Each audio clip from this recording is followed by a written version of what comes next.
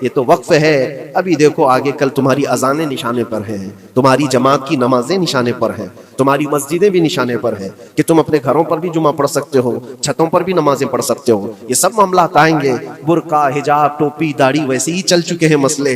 لوک سبھا اور راجیہ سبھا دونوں صدن میں وقف ترمیمی بل پاس ہونے کے بعد مفتی سلمان اظہری صاحب کا ایک بہت بڑا بیان سامنے آیا ہے۔ دوستو، جیسا کہ آپ جانتے ہیں مفتی سلمان اظہری صاحب ایک بہت بڑے اسلامک اسکالر ہیں۔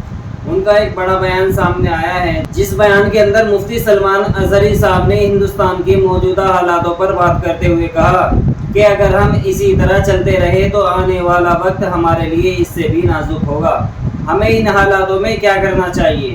ہم جو اس وقت کام کر رہے ہیں، اگر یہی کام کرتے رہے تو آنے والا وقت ہمارے لیے اس سے بھی نازک ہوگا۔ اس وقت ہمیں جو آزادی ہے، آنے والے وقت میں وہ بھی آزادی نہیں ہوگی۔ تو دوستو، اب ہمیں کیا کرنا چاہیے اور کیا نہیں کرنا چاہیے؟ مفتی سلمان اظہری صاحب نے ان حالاتوں سے بچنے کے لیے کیا کام بتائے ہیں، تو چلتے ہیں خود مفتی صاحب کی زبانی سن لیتے ہیں۔ یوں ہی کوئی قوم نہیں مرتی، کسی قوم کے اوپر زوال آتا ہے تو سب سے پہلے اس قوم کے اندر سوچنے سمجھنے کی صلاحیت ختم ہو چکی ہوتی ہے، تب جا کر کے زوال آتا ہے۔ آج اس شعر کو میں پڑھتا ہوں تو محسوس ہوتا ہے کہ ہماری قوم پر یہ شعر صادق آتا ہے۔ قوت فکر اور عمل یہ پہلے رخصت ہو گئی ہے، جس کی وجہ سے یہ زوال آ رہے ہیں۔ لوگ اب حادثوں پر بیٹھ کر کے چرچا کرتے ہیں، حادثہ ہونے سے پہلے جو فکر ہونی چاہیے وہ مفقود ہے۔ گھر جلنے کے بعد پھر میٹنگ کرنے کا مطلب کیا ہے؟ اس سے سیفٹی کے لیے پہلے سے انتظامات ہوں تو اس کو لائق و فائق اور دانش مندی سمجھا جائے گا۔ آج کے وہی حالات ہیں میرے عزیزوں۔ آپ کو پتہ ہے کچھ قومیں ایسی ہیں جو فیوچر پلاننگ کے لیے 100 سال کے بعد کا سوچتی ہیں، جبکہ یہ اسلام کا حصہ تھا۔ نبی کونین صلی اللہ علیہ وسلم نے 1400 سال بعد ہونے والی چیزوں کی پیشین گوئی فرمائی کہ نہیں فرمائی؟ اللہ کے نبی صلی اللہ علیہ وسلم نے 1000 سال بعد پیدا ہونے والی چیزوں کو پہلے سے بتایا تھا کہ نہیں؟ یہ ساری چیزیں نبی آخر الزمان صلی اللہ علیہ وسلم نے جو بتایا، مطلب یہی تھا کہ اس وقت کے لوگوں کو ضرورت تو نہیں تھی ان حالات کی، پھر بھی حضور ان کو بتا رہے تھے، صحابہ کو۔ آج جو چیزیں پیدا ہونے والی ہیں وہ رسول پاک کو پتا تھا، 1000 سال بعد ہونے والی چیزیں، لیکن اس وقت کے صحابہ کو یہ باتیں کیوں بتائی جا رہی تھی؟ ان کے حالات تو اس وقت کے نہیں تھے ویسے۔ اس کے باوجود نبی پاک صلی اللہ علیہ وسلم نے ان کو 1000 سال بعد ہونے والی چیزوں کی باتیں اس لیے بتائی کہ یہ دین اسلام فیوچر پلاننگ کے لیے کتنا ایکٹیو ہے، یہ سمجھو آگے کے لیے۔ اس لیے بتایا گیا کہ صحابہ اپنی اولاد کو اور وہ اپنی اولاد کو، وہ اپنی اولاد کو یہ بات منتقل کرتے جائیں اور آنے والے حادثوں سے پہلے سے ذہن پریپیئر رہے، تیار رہے۔ دجال کے فتنے کا ذکر کتنی مرتبہ حدیث پاک میں آیا۔ امت کو نبی پاک صلی اللہ علیہ وسلم نے یوں ہی نہیں چھوڑ دیا۔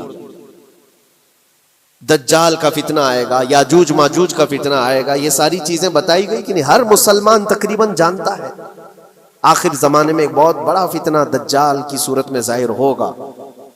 تو یہ باتیں اتنے 100 سالوں سے چل رہی ہیں کہ ذہن تیار ہے اس فتنے کو کہ اگر ایسا فتنہ آیا تو ایمان پر ڈٹے رہنا ہے، جمے رہنا ہے۔ یہ بات ہوتی ہے آگے آنے والے حادثات سے قوم کو باخبر رکھنا۔ آج جو حالات ہیں، جب کبھی کوئی چیز لٹ جائے تو سارے لوگ سڑکوں پر آ جائیں گے یا پھر کسی نشستگاہ پر بیٹھ کر کے رات بھر میٹنگ کر کے چلے جائیں گے۔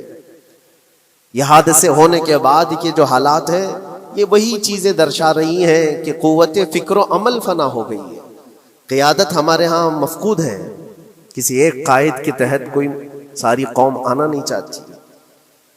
آپ کیا سمجھتے ہیں کہ جو ہمارے ساتھ حالات پیش آ رہے ہیں، کبھی مسجدوں کو لے کر، کبھی خانقاہوں کو لے کر، کبھی بزرگوں کے نام کو لے کر، اب ہمارے وقف کی جائیداد کو لے کر، یہ سارے جو معاملات ہیں یہ اچانک آنے والی چیزیں نہیں ہیں۔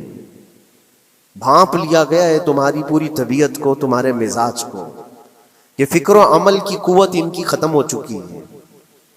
ان کو دو چند چیزوں میں ہی راضی کیا جا سکتا ہے۔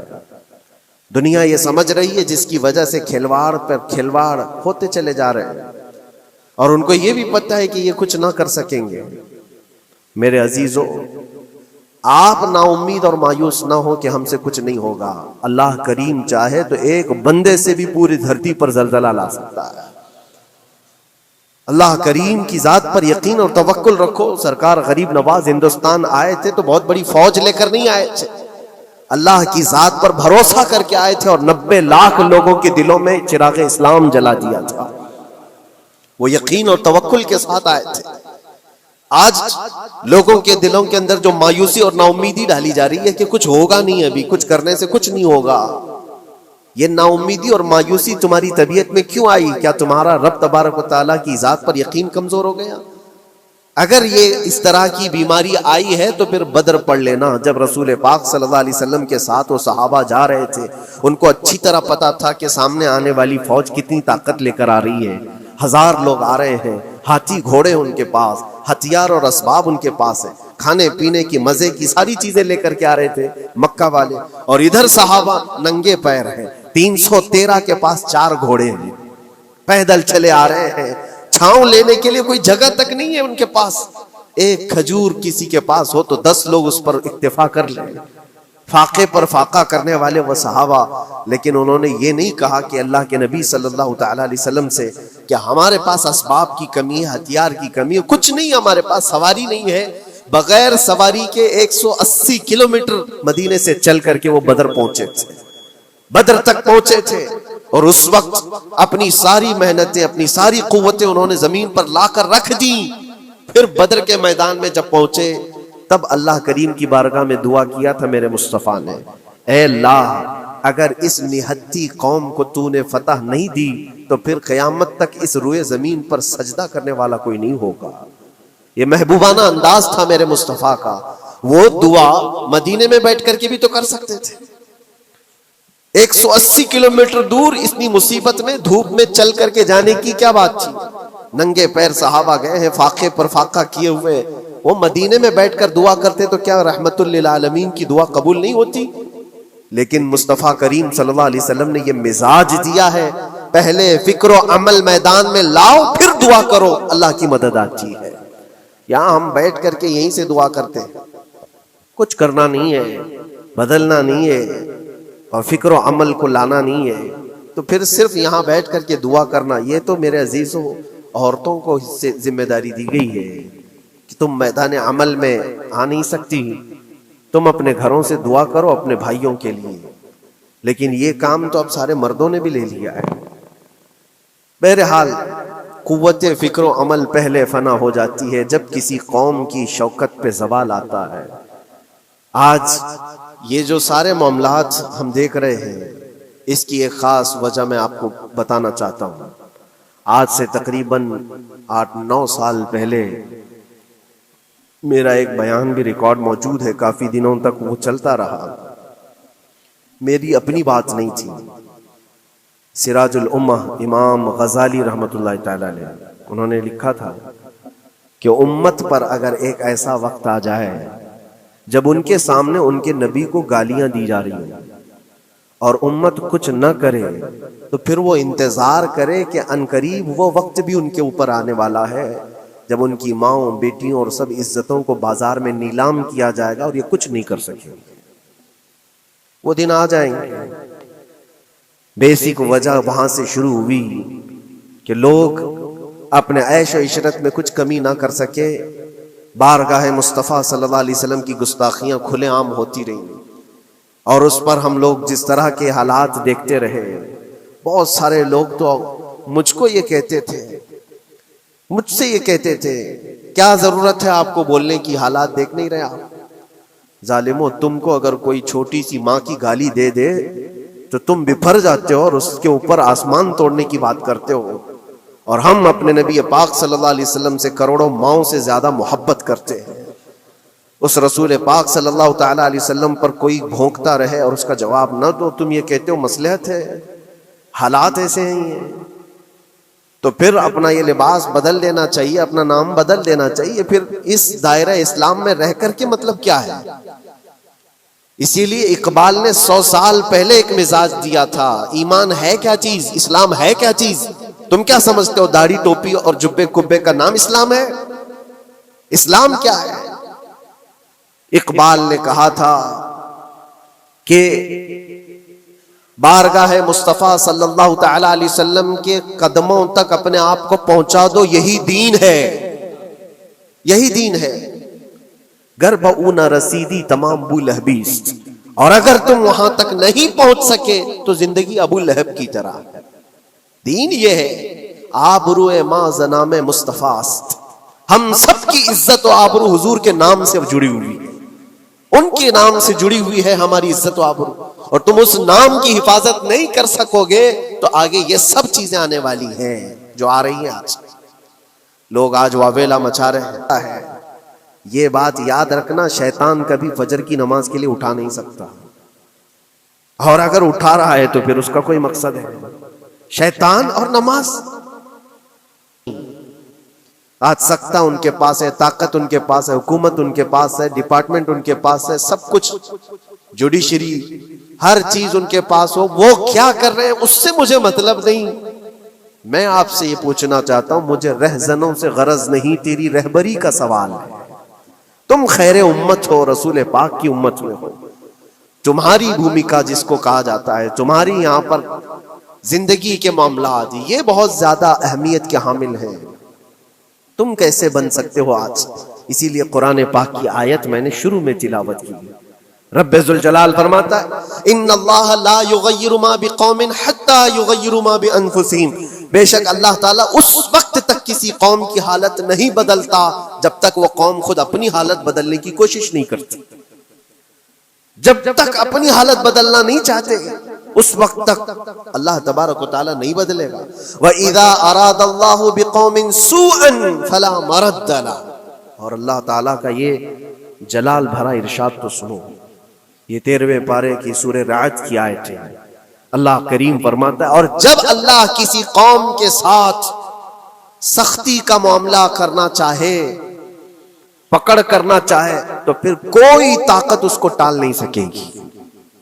رب تبارک و تعالیٰ جب کسی قوم پر عذاب لانا چاہے تو کوئی اس کو ٹال نہیں سکے گا، تو بدلو۔ اسی لیے اکثر یہ کہا جاتا، میں تو اپنی تقریروں میں جو چند مجھے چیزیں یاد رہتی ہیں وہ عرض کیے دیتا ہوں، باقی مجھے شعر و شاعری زیادہ یاد نہیں رہتی، لیکن جو دل پہ لگتی ہیں باتیں وہ ذہن میں محفوظ ہو جاتی ہیں۔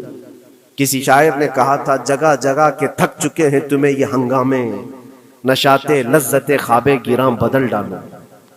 کیا مطلب ہے؟ روز ایک ایک ہنگامہ ہوتا ہے، تم کو جگا رہا ہے، اٹھ جا اے مسلمان، اٹھ جا، نشاط لذت خواب گراں بدل ڈالو، لمبی نیند سونے کی جو عادت پڑی ہوئی ہے اس مزے کو بدل ڈالو۔ غلط روی سے منازل کا بعد بڑھتا ہے، مسافروں رویش کارواں بدل ڈالو۔ شاعر نے کہا ہے ادھر ادھر کی لے میں چلتے رہو گے تو منزل لمبی ہو جائے گی۔ جس راستے پر تمہیں چلنا ہے اگر بار بار ادھر ادھر مڑتے رہو گے، غلط روی اس کو کہتے ہیں، غلط چلنے سے منازل کا بعد بڑھتا ہے، منزل لمبی ہو جاتی ہے، جہاں پہنچنا تھا وہ پہنچ ہی نہیں پاؤ گے۔ اسی لیے شاعر کہتا ہے مسافروں رویش کارواں بدل ڈالو، قافلے کے چلنے کا جو طریقہ ہے اس کو بدل لو تم۔ یہ پوری کی پوری بات ہم پر فٹ ہوتی ہے، چلنے کا انداز بدل ڈالو اے نوجوانوں۔ جہاں کسی کے گھر میں آگ لگی وہ دھواں اٹھ رہا ہو، اور اگر کوئی نوجوان اندر بیٹھ کر کے یہ کہتا ہو کہ یہ ساون کا موسم ہے یا پھر یہ ابر رحمت ہے، تو اس کی سوچ پر ہم کیا کہیں۔ جہاں آج پوری قوم قسم پرسی کے عالم میں ہو، امت محمدیہ کے یہ حالات آج دیکھ رہے ہیں، روزانہ دیکھ رہے ہیں۔ تم شیئر تو کرتے ہو، ہر جگہ شیئر کرتے ہو، اور سارے ریلز پر تم جو دیکھتے ہو ہنگامے روز، صرف ہندوستان کے نہیں پوری دنیا بھر کے فلسطین کے مظلوم بچوں کی لاشیں دیکھتے ہو اور شیئر کر کے آگے بڑھ جاتے ہو۔ ان کی چیخیں، ان کے ڈاک کے ملبے، ان کا ڈھیر، ان کے تباہ و برباد گھر، ایک ایک قبر میں 80 لوگوں کی لاشیں، یہ سب کیا تم نہیں دیکھتے؟ شیئر کر کے آگے بڑھ جاتے ہو. یہی تو ہنگامے ہیں جو تمہیں دگا رہے ہیں. جگہ جگہ کے تھک چکے ہیں تمہیں یہ ہنگامے خود ہی تھک گئے. یہ اٹھتا نہیں ہے. ایک دور وہ تھا 100 سال پہلے کا جب یہاں پر موجود انگریز اس قوم کو دیکھ کر یہ کہنے پر مجبور ہو گیا تھا یہ فاقہ کش موت سے ڈرتا نہیں ذرا. بھوکیوں پر بھوکا رہتا ہے لیکن موت سے ڈرتا نہیں. روح محمدی اس کے بدن سے نکال دو. روح محمدی ان کے بدن میں تھی. انگریز تھر تھراتے تھے. اس قوم کا کوئی جواب ہی نہیں ہے. سب سے زیادہ اگر کسی چیز سے ڈرایا جا سکتا ہے تو موت سے. اور یہ قوم ایسی ہے کفن تو اپنے کندھے پر لے کر گھومتی ہے. جہاں موت آ جائے سو جائے. یہ فاقہ کش موت سے ڈرتا نہیں ذرا. روح محمدی اس کے بدن سے نکال دو. یہ کس کی بات تھی؟ انگریزوں کی بات تھی. اور آج حالات بدل گئے ہیں. سارا کا سارا زمانہ تم پر آج بھوکے بھیڑیا کی طرح جھپٹ پڑا ہوا ہے. اور ان حالات میں آپ سے سوال کرتا ہوں. ایک طرف تیز آندھیاں چل رہی ہیں, ایک طرف گھر کے اندر آگ لگی ہوئی, ایک طرف بھوک اور پیاس کی شدت ستا رہی ہے, ایک طرف تمہارے بھائی بہنوں کی بیماریاں ستا رہی ہیں. جب اتنے سارے معاملات ہو تو اے نوجوانوں بتاؤ تم کیا کرو گے اس وقت؟ رات بھر بیٹھ کر گیم کھیلو گے؟ کیا یہ گیم کھیلنے کا وقت ہے؟ اس نوجوان پر کیا یہ افسوس نہیں ہوتا کہ اس کے پوری امت کے حالات ایسے ہیں کہ بچوں کی چیخیں نکل رہی ہیں اور اس کو پب جی سے فرصت نہیں ہے, ریل بنانے سے فرصت نہیں ہے, یہ مجرے کرتا ہوا گھوم رہا ہے. مسجدیں ویران کیوں ہیں, خالی کیوں ہیں؟